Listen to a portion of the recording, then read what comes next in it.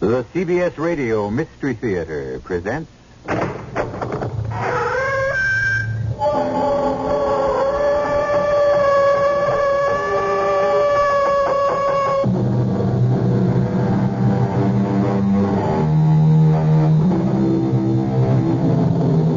Come in. Welcome. I'm E.G. Marshall, your pilot on a mysterious cruise through the uncharted seas of your very own imagination. Vengeance is mine, I shall repay, saith the Lord. From this, we must assume that revenge belongs to him and to him alone, and that should end the matter, shouldn't it? But so many times, so many of us are so outraged by the painful fact that wrongdoers simply seem to get away with murder. Well, don't bet on it. After all, if the Lord says he will repay, he is good for the debt. And if he chooses to make it a long-term note, he has plenty of time. All of eternity. Rosa, look there. The car, it's out of control. Oh! Oh! Rosa, hurry. Maybe we can help these people. Benno, are they... Oh, no. They're dead. There's nothing I can do for them. Oh, are you sure? I'm sure. The impact of the crash, death was immediate. It's the Konigs. The Konigs? The people I told you about. The ones who have the papers and the visa to go to the United States. Oh. Poor souls. They waited so long to get on the quota. Rosa, you say they have papers? Well, then, why don't we... No, Benno. But how else? How else we'd be able to get to America? Benno, I don't think it's the right thing. Who'll ever know? Who'll ever care? Here, help me. We'll take their papers. But it's stealing. Stealing? They can't use them anymore. They have better papers now. A passport to heaven. They won't mind if we use their visa to get to the next best place.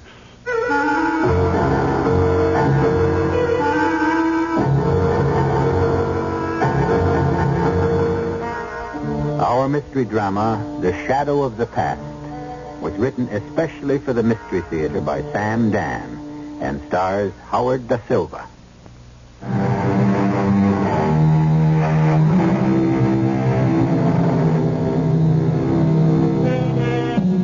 The neighborhood is old, run down. The buildings are crumbling and grimy.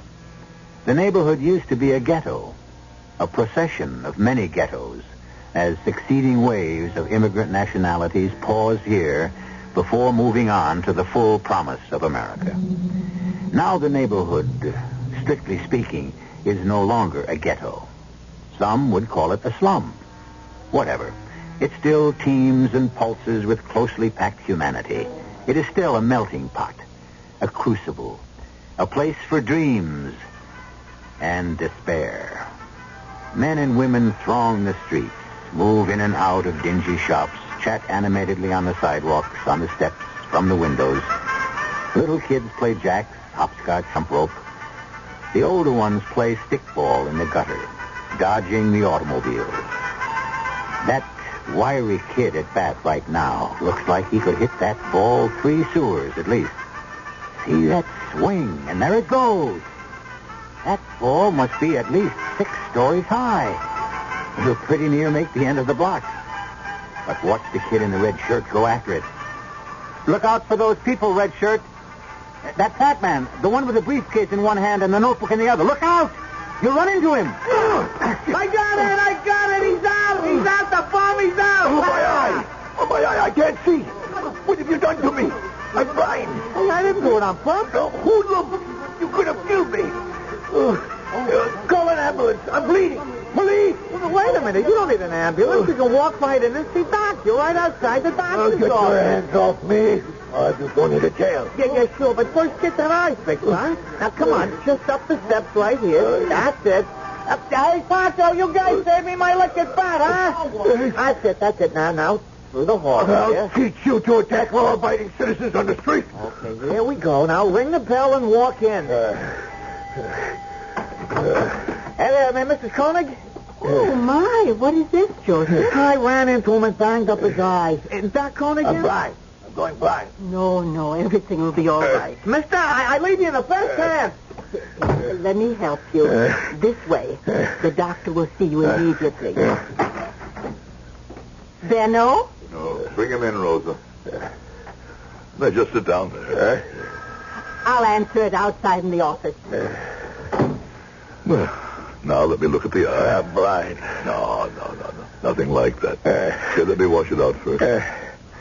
Then we can see what we have. I know it does sting just a little bit. Did someone hit you? Hoodlum. One of those gangsters playing ball in the street. It's really quite superficial. Superficial? To who? To you? You don't feel it. I don't even think you'll have a black eye. I promise you. Now just relax. You don't live around here, do you? Me? Live in this pigsty. I just collect the rents. Well, it's hardly a pigsty. Mostly poor, hard-working people. Lazy, shiftless bums. I think I'd better put a dressing on. You're a good doctor. Really? How can you tell? Hands. You've got good hands. Sure. Swift. Light. Why do you waste yourself in this godforsaken neighborhood? I don't think God ever forsakes any neighborhood. Yes, that looks all right. It'll get better soon. Good. How much I owe you? Nothing. How do you expect to get rich if you charge nothing? Have we met before somewhere? No. I don't believe I had that pleasure. Your face is familiar, and your voice. Oh, you know what they say. They say everybody looks exactly like another person someplace in the world. Everybody has a double. Perhaps. And somewhere along the line, you must have met my double. It's possible. What kind of fellow was he, this double of mine? The fine figure of a man, I hope? No, he was the scum of the earth. That's funny. That's very funny. The face. The voice. And now the laugh. Meyer. You are Karl-Heinz Meyer, Commandant of the Oberdorn concentration camp. That's a lie. Is it? You don't remember me, Meyer? Why should you remember me? I was merely one of tens, hundreds of thousands. But I was a doctor, and I was useful, and so I lasted longer. I don't know what you're talking about. You thought I went up in smoke like all the others, but I didn't. You're making a mistake. You don't remember Sternberg? Dr. Benno Sternberg? Here, allow me to roll up my sleeve and present my credentials. There, you can read the number you personally inscribed on my arm. What can you do? That's right. What can you do? Nothing. No one has anything against me anymore. I was clear. You know yourself, all I did was obey orders. Place yourself in my position. I had a wife. I had a baby. What else could I do? I only obeyed orders and did what I was told. That's why I was acquitted. That's why I'm free. Karl-Heinz Meyer. How I dreamed of this moment. No, it's over. Now, listen, Benno. Whatever it was, it's over. It's gone, forgotten. It's a past. It's dead. And now that the impossible moment has arrived, all I want to say is, get out. The past is dead. Get out before I disgrace myself in the eyes of God. No, wait. You are Benno Sternberg. Huh? But why have you taken the name Koenig? Get out before I throw you out. Why have you taken the name Koenig? Are you in hiding? I said to get out. Or perhaps you are not in this country legally? That touched a nerve, didn't it? Is it true? Have I guessed it? You didn't really expect a 4-year-old camp commandant now, did you? Well, say something. Oh, still the same stubborn swine, huh, Benno? So you are here illegally. Don't be afraid. Oh, I shall not betray you. Well, shouldn't you be grateful? questions, you make it worth my while to keep my mouth shut. Oh, say, I remember. I remember you had a wife. She was a pretty little thing. Oh, yes, indeed, I do remember. You dog, you nothing do! What did you do that?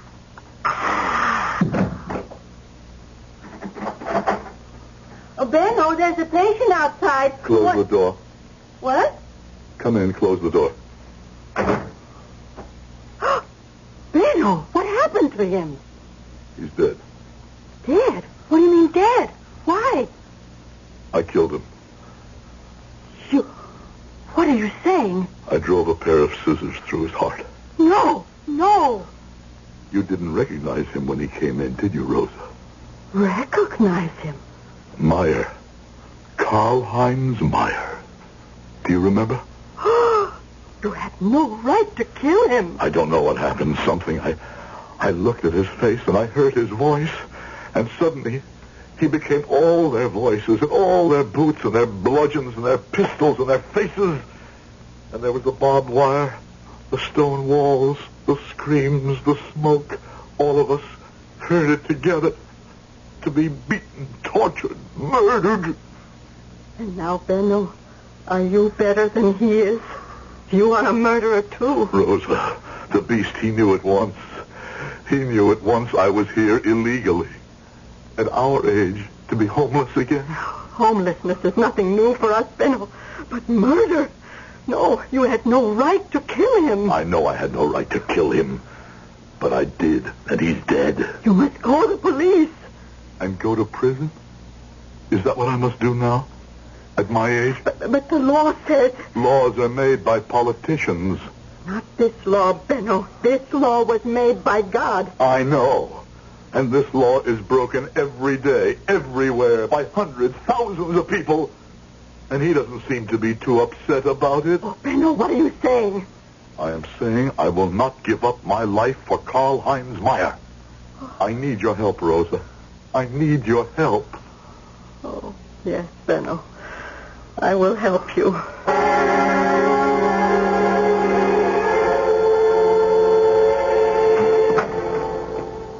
Benno. Yes? Benno. What is it? It begins. What begins? The business with the police. Rosa, what are you talking about? There is a policeman in the office. What does he want? He says he wants to talk to you. All right. He probably wants to ask me about Meyer. Oh, no. He's here to arrest you. Why? Because you killed Meyer. Rosa, they don't know that. They can't know that. Why did you have to kill him? Why? I can't bring him back, Rosa. Now I'll see this police officer. You wish to see me? I'm Dr. Koenig. Oh, thank you, sir. I'm Lieutenant Smith. Yes? I appreciate your time, Doctor. This morning, the body of a man named Charles Meyer was found in an alleyway in back of this building. Yes, I heard about it. On the radio. Late yesterday afternoon, he was involved in a street accident outside.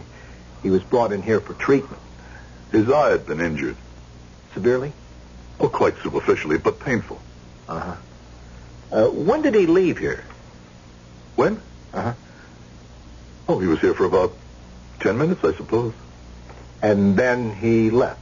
Yes. Were you acquainted with this Mr. Meyer? No. And when he left your office, that was the last you saw of him? Yes. Well, now that's all, Dr. Koenig. Sorry I took up your time. That's all? That's all. Thank you. Goodbye. Lieutenant, Yes, Doctor?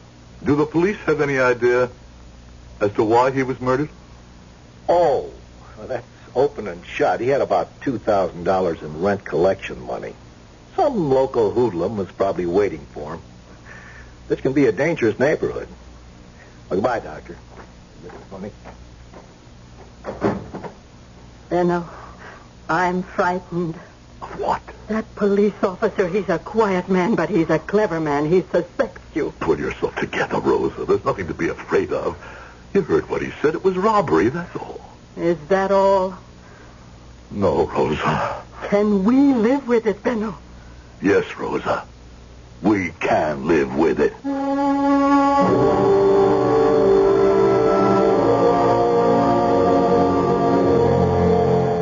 Benno will have to fight the habits and the personal morality of a lifetime. But if history teaches us anything at all, it is that man is adaptable. We'll see how well the good doctor adapts to his new role in just a few moments when I return with Act 2.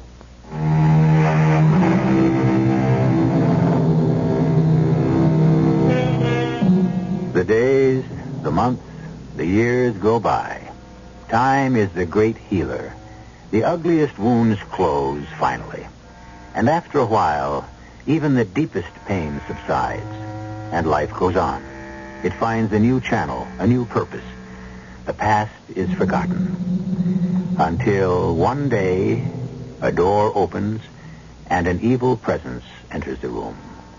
And once again, the past, the dreadful, horrible past, becomes again the unbearable present. When the past threatened Dr. Benno Sternberg, or Koenig, as he is now called, Benno struck at it furiously and killed it. However, society calls what he did murder, and Benno must find a way to live with it.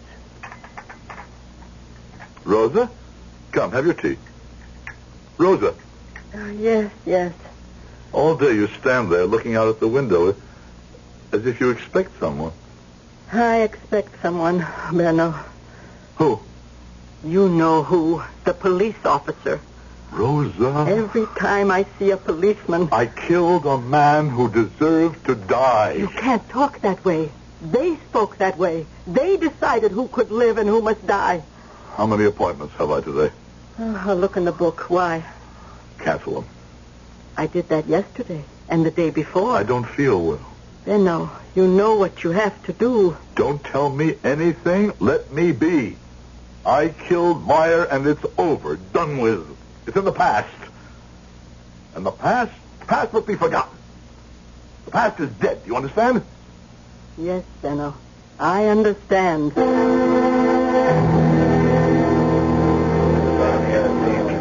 Well, yes, Lieutenant. It was the first of the month, and Mr. Meyer, he comes into the place to collect his rent. I give him his money in $20 bills. Yeah. Come the first of the month, he would start at the far end of the block with Domming's Meat Market. He collected from all the stores on this side of the street. What kind of man was this, Mr. Meyer? Very methodical. On the dot. Always here 4 o'clock in the afternoon of the first day of the month. Always started collecting from the far end. Always wound up with me. Always, Mr. Shannon? Always, Lieutenant Smith. That last day, too? Sure. We chatted a bit about this and that, and I seen him to the door. Where did he go? Oh, just 10, 15 feet to the bus stop on the corner. Through for the day. Then one of the kids runs into him, not meaning any harm, of course. And they bring him inside to the good doctor's place. It's the corner house next door. And that's the last I seen of him. You could always depend on him to show up 4 o'clock in the afternoon every first of the month. And you'd better have the rent.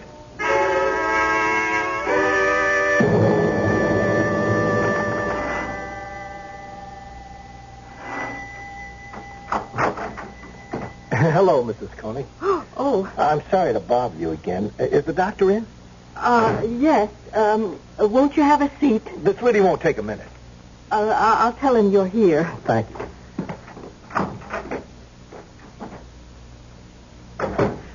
Benno, he's here, the police officer. Why is he here? Perhaps he wants to ask me a question. What? He was already here once. I don't know why he's here. He knows, I tell you, he knows. Be quiet. There's no way for him to know. I'll tell him to come in. Yes, but please, Benno, don't ask me to stay in here with you. Rosa, I need you. I can't help you, Benno. I'm too frightened. I would give us away. Please, go inside, officer. The doctor will see you now. Oh, thank you. I'm sorry to impose again. It's all right, Lieutenant. I neglected to ask you something the other day. Yes? You said Mr. Meyer had been here for about 10 minutes. It might have been 15. I didn't think to check. Oh, but that doesn't matter. Now, when he left the office, where did he go? Where did he go? Uh-huh. I would say he went out. Out to the street? Well, yes, out to the street. Well, there's also a back door that leads to the alleyway where his body was discovered. Could he have gone out that back door? No, he went out the front door. I see. Well, I'll have to pick up the trail from there somehow. Well, thank you again. It's nothing. Goodbye, Doctor. Goodbye, Mrs. Coney. Goodbye. Rosa, Yes? I must lie down for a while. But you have an appointment to examine Mr. Kavlik in 15 minutes. I have to lie down. Cancel it. But that man doesn't have a telephone. That's not my problem. Leno. I can't do any work this afternoon. What did the officer want? Nothing. Then what's bothering you? Nothing's bothering me. I don't feel well. I'm 62 years old. Don't I have the right to feel ill once in a while?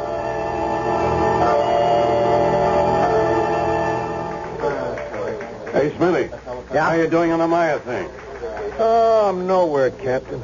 Full week and I'm nowhere. I'll have to pull you off it. We got a gangland killing. Could I have a couple of more days? Well, this new thing won't go away. There's something about this Meyer killing that doesn't quite add up. Why doesn't it? Guy's smart. The whole neighborhood knows what he's carrying. It's a miracle he hasn't been knocked off I before. don't know. Something bothers me. What? I don't know. And that's what bothers me. Oh, I'll get it, Captain. Homicide South, Lieutenant Smith. Lieutenant, this is Jerry Shannon. You know me. I own the saloon. Sure. What can I do for you? I think I can do something for you. What's that? I can give you the killer of Charles Meyer. Who is he? Who's the killer, Shannon? This $20 bill. See what it says? At last. At last, indeed. Old man Rumley has owed me 20 since the last days of the Eisenhower administration. Now, about a week ago, he struts into the joint, slams it down on the bar. At last, he says. At last, I agrees. And to commemorate this historic occasion, I takes pen in hand, makes this great inscription. This was one of the 20s I give to Charlie Meyer for the rent. And I shouldn't be astonished if that red smear was blood. And how did it come back to you? Not an hour ago, a local hooligan, Tommy Willis, he strolls in here, bangs the 20 on the bar, and buys drinks for the house. Tommy Willis. Yeah. Well, I guess that takes care of that. I'm being framed. Where'd you get the $2,000? I told you, a friend give it to me. What's his name? I told you, I don't remember. There's blood stains on these bills, blood stains on your jacket. How'd the blood get on your jacket, Tommy? I was shaving. You always wear a jacket when you shave, don't you, kid? You passed this bill at Shannon's bar. He swears it was one of the bills you paid Meyer with. Come on, Tommy. The stenographer's ready. Don't drown yourself, cop. What's the truth, Tommy? Come on. I told you, Lieutenant, the guy give me the dough. No, Tommy. Tell us the truth. You wouldn't believe it. Well, what have you got to lose? We don't believe the story you're telling now, either. Okay, it's 1:30, 2 o'clock at night, see? I'm taking a shortcut through the alley. Yeah. It's dark. I trip over something. A guy. Now, I fall right on top of him. That's how come I got blood on the jacket. All right, go ahead. Well, I look close. Yeah. It's a stiff. Now, I didn't do it. I figure I better blow, but, Yeah. But I figure as long as I'm there, maybe got some loose change on him, see? I reach in and I pull out a whole roll. So I'm rich, see? You gonna stick to that story, Tommy? The truth. Well, maybe the jury will believe you. You can't hang it on me. Posner, Daly, take him back. Wait a minute, I didn't do it. I go up against the jury with my rap, I'm gone for life. Now give me a break. Who wants coffee? What if he's telling the truth, Captain? Smitty, what are you saying? What if he's telling the truth? Come on, Smitty, the bills, the blood. It's open and shut. Yeah, maybe. Maybe what? No, I could buy it if what? If when Meyer left the doctor's office, he went out the back way into the alley. But he didn't. According to the doctor, he went out the front door into the street. So? So? How could Tommy get him to go back there to the alley? Meyer was through for the day. If he left the front way, he'd be at the bus stop. So maybe he went out the back way. But Dr. Koenig says... Maybe I better check Dr. Koenig again.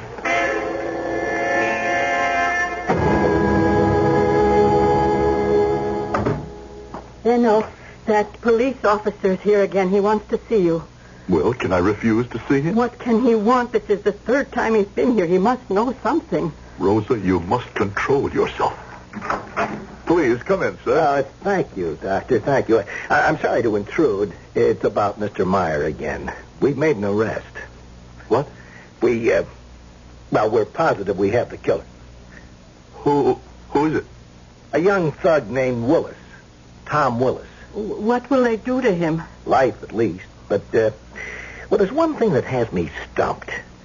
I would be more certain it was Tom. You mean you're not sure? Well, I'd be 100% sure if I could resolve one detail.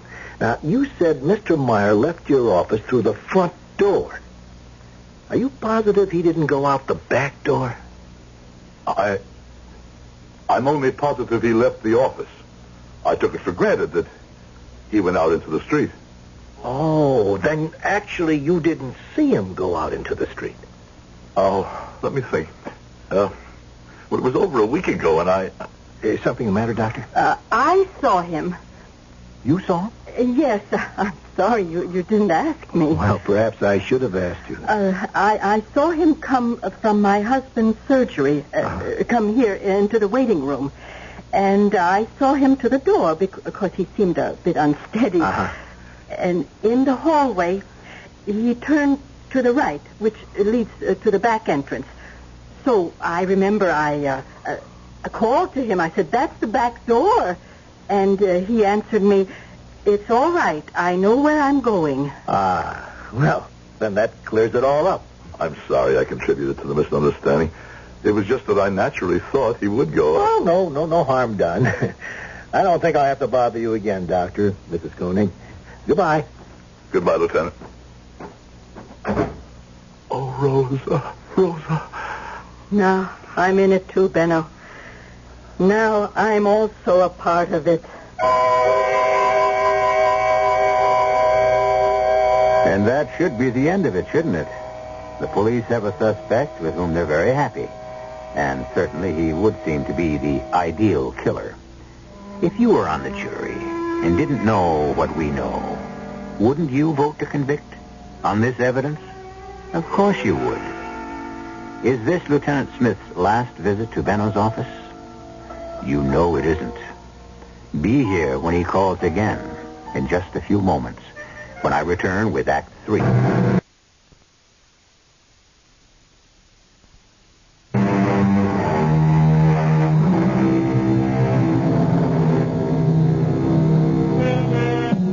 Who shall live, and who shall die, and who shall make that decision?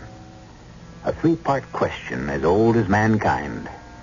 And for all that we have advanced, assuming, of course, that we have advanced at all, we have never even come close to answering any part of that question, let alone all of it. It's a question now that bewilders and bedevils Benno and Rosa Sternberg, or Benno and Rosa Koenig, as they have chosen to call themselves. Two people who have never done anything wrong in a long and useful lifetime, until last week. And now, one crime must beget another. No. It would be different if he were somebody. What do you mean, somebody? Somebody that mattered. All of us matter. He's a hoodlum, a criminal. I won't die for him. Shall he die for us? Why not? Why not? Why not? Oh, my dear Lord. Rosa. When did you ever talk this way, Benno? Yes, you killed Meyer, but he poisoned you first. And the poison has spread. Soon it'll reach your heart. Soon you will talk like Meyer and the rest of them. Soon you will be like Meyer. Please, Rosa. Benno, can you let this boy die for you? Rosa, just once. Just once, let us be hard. Hard? Let us be smart. The way men must be if they want to survive. This is the world, Rosa. A world we never made, but this is what it takes to live in the world. To live? Live how? For once. For just once, and no more. Let someone else pay for us. For once, just once, let someone else be a victim. Is that what you want, Benno? I want to go on living, working, helping people with my skill. You haven't seen a single patient all week. I know, but I will. I'm better now. I'm ready. You will never be ready. No, I'm ready. Your right hand. See how it shakes? It's cold in here. It'll always be cold in here. You must help me, Rosa. Oh, if I only could. But Ben, that right hand of yours, it was used to kill. How can it ever be used to cure again unless you... I don't want to hear any more.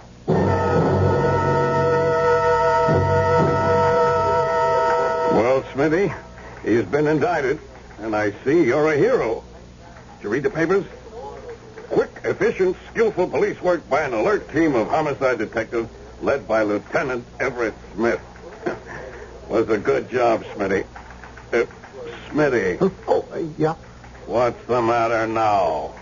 I don't know. I know you got the blahs. Once the excitement of a case is over, You know, I wish I could convince myself that it really should be over. What are you building to? Why did Meyer go out the back way? Hold the phone. When he went out the front way, you were unhappy because you didn't see how he could wind up in the back alley. Yeah, I know. Well, so now that we established he did go out the back way, shouldn't that tie it up? No. Why not? It does what it has to do. It puts him in the alley where you needed him. I know, but... Yeah? What was he doing in that alley? Oh, come on, Smitty. No, look. Meyer was a smart apple. He had to be. Now, he's carrying a lot of money in a tough neighborhood. He's true for the day. The habits of 25 years should send him to the bus stop right outside of Shannon's bar, just outside of Dr. Koenig's apartment. So? So why doesn't he go right to the bus stop right after Koenig treats him? Well, maybe... Maybe what? What does he want to go into that back alley for? What sense does it make? You can't figure some guys. But you could figure him. He had a routine as steady as the clock, as regular as the calendar. Now, why would he go into the alley? Look, it's an interesting mental exercise, but we got work to do. Now, Billingham, don't fight me. Go with me, just for a minute. Now, let's say that Tommy Willis didn't kill Meyer. But he did. The evidence This is for the sake of argument. Say we didn't have Tommy, all right? Where would we be? We would be exactly nowhere. And who would have been the last person to see Meyer alive? Dr. Koenig. That's who. Are you trying to drag the doctor into this? No, I'm just walking along a path. I don't know where it's going. Meyer gets hit in the eye accidentally. Right. He gets taken into Dr. Koenig's office accidentally. Right. Because this doc happens to be closest to the scene. Right. Now, why would Koenig kill him? I didn't say Koenig killed him. Well, what are you saying? I want another day on this case. Oh, Smitty. No, something's bothering me. What kind of line have you got to follow? If we discount Tommy, now I said if. What have we got? An encounter between Koenig and Meyer. Till now, we figured it a robbery.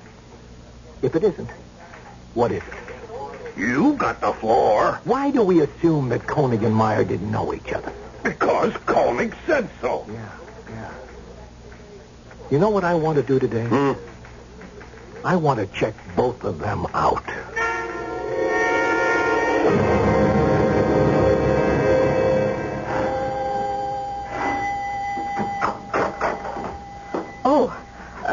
Good afternoon, Lieutenant. Good afternoon, Mrs. Koenig. Is the doctor in?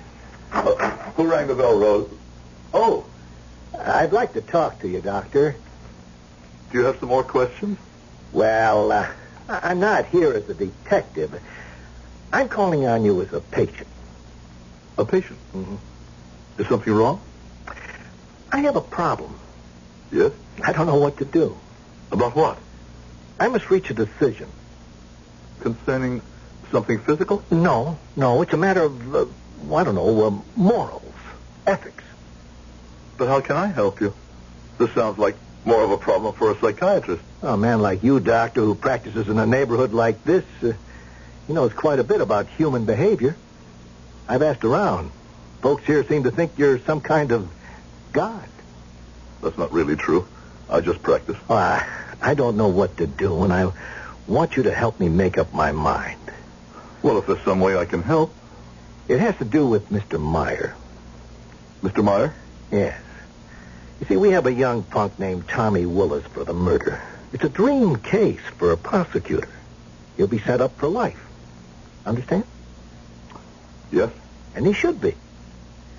Now, on the other hand, and I can't prove any of this, we have a Dr. Benno Koenig. Yes? A great man. What are you trying to say, Lieutenant? What I'm trying to say is very difficult, Doctor. That's why I'll need your help. Now, I checked out a Dr. Benno Koenig at the local medical association. They never heard of him. Benno. Let me continue, Mrs. Koenig. And no hospital ever heard of him either. So, I must assume that this Dr. Koenig, if he is a doctor, is practicing without a license. I am a doctor. Oh, I'm sure of it. I survived. Rosa and I, we survived the camps. Don't ask how. But when it was over, I wanted to come to this country. But I couldn't get on a quota. A friend of mine and his wife, they did. And they were killed in an accident. His name was Benno Koenig. We took the visa, the papers, but the only thing was, Koenig wasn't a doctor. I could come to this country under the name Benno Koenig, but I couldn't practice medicine. I see. But I must practice, or die. All those years in the camps, the thought that one day I could once again be a doctor, that's what kept me alive. I understand, Doctor. And so, for all these years, I have hidden myself here. I treat the poor, the forgotten, the hopeless. Who would bother me here? Who would think to ask? And then Meyer walked in. Meyer. Now, I can't prove any of this. Remember, I can't prove it. But Meyer, now, he must have been part of your past. An evil part of your past. No. Don't answer me. And so, you killed him. I can understand that as a human being. I could even justify it. No. Please, don't talk. Remember, I can't prove any of this. Even if we could establish that you did know Meyer, even if we could establish a motive from the past, we couldn't prove it. But I have a problem. Yes. What to do about the fact that I have no license, no credentials, to stop me from practicing? No. I'm a homicide detective. I'm not concerned with that. Well, maybe I should be, but in my business, on a practical basis, we have to overlook things every day. No, my problem is Tommy Willis. The boy. Now, I don't know what to do. I could forget everything and go on to my next case. Should I? I mean, after all, why shouldn't Tommy pay for Meyer? Why? Whom means more to the community? You or Tommy? And let me tell you something else. If Tommy beats this rap, he'll be back again in a day, a week, a month. He'll commit murder. That's where he's headed. Isn't this the best solution to the problem? Well, what? I've come for advice, Doctor. What should I do? I can't advise you. You can, Doctor. You can. You're a man of experience and wisdom. No. I want your advice. No. Benno. No. You must do what your conscience commands. What does your conscience command, Doctor? I say... Now, remember, the case against Tommy is ironclad. No one need ever know except us. There are poor people out there. You're their only hope. Isn't it better for you to stay here and help them? But I can't help them. I can't, not anymore. My hands, they're no longer the hands of a doctor. They're the hands of a murderer. Benno. Yes, Ruth. You were always right. I must pay. But Meyer was trash. This boy is no better. Remember who you're paying for. Still, I must pay. We must pay.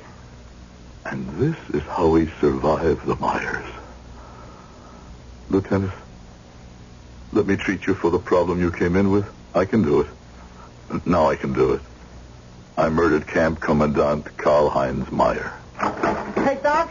Oh, Joseph, that arm. What happened? It went right through a plate glass window. Come inside quickly. Oh, may I, Lieutenant? Well, go right ahead, Dr. Koenig. You mean Dr. Sternberg?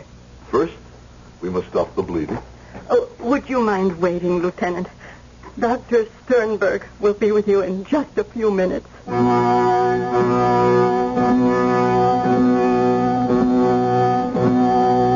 Honesty may be the best policy, true. So why don't more people follow it?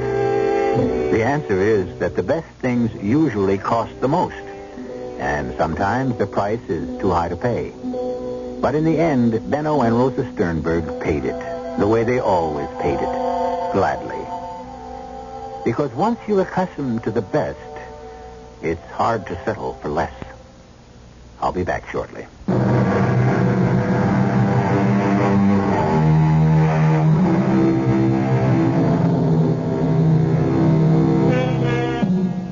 The book says, by their deeds you shall know them. And it's always true. In the long run, they will do the same deeds over and over again. After all, the leopard doesn't change his spots, does he? The mayors of this world will go on being the mayors. And so will the Sternbergs. And where will it end? That depends on who will survive. And on whom each of us will choose to be.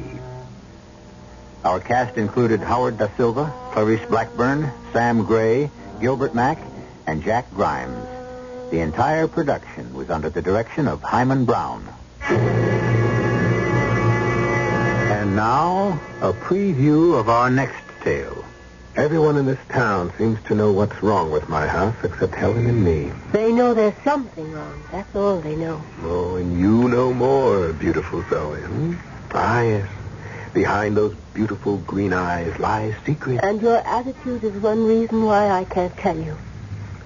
You wouldn't believe me anyway. Try me. All right. The house you're living in doesn't really belong to you. That house was stolen from the daughter of Marie Laveau. Marie Laveau? Who's she? The most powerful Bokor in the history of voodoo. The beautiful black woman who ruled as the voodoo queen of New Orleans for half a century. You, Douglas Fenton, are living in the house of the voodoo queen. And she wants you out. Radio Mystery Theater was sponsored in part by Contact, the 12-hour cold capsule. This is E.G. Marshall inviting you to return to our Mystery Theater for another adventure in the macabre. Until next time, pleasant dreams.